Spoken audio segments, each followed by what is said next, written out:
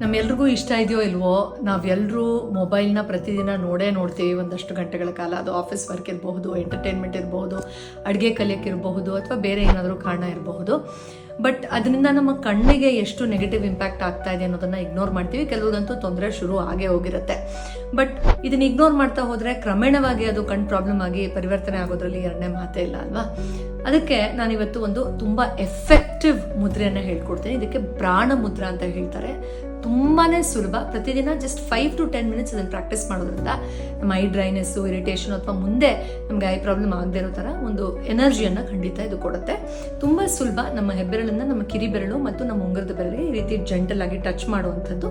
ಮಿಕ್ಕಿರುವ 2 ಬೆರಳನ್ನು ಈ ರೀತಿ ಸ್ಟ್ರೇಟ್ ಆಗಿ ಸ್ಟ್ರೆಚ್ ಮಾಡಿ, ತುಂಬ ಪ್ರೆಸ್ ಮಾಡೋದು ಬೇಡ, ಜೆಂಟಲ್ ಆಗಿ ಈ ರೀತಿ ತೊಡೆ ಮೇಲೆ ಇರಿಸಿ ಧ್ಯಾನ ಸ್ಥಿತಿಯಲ್ಲಿ ಒಂದು 5 ರಿಂದ 10 ನಿಮಿಷ ಪ್ರತಿದಿನ ಕೂತ್ಕೊಳ್ಳುವಂಥದ್ದು.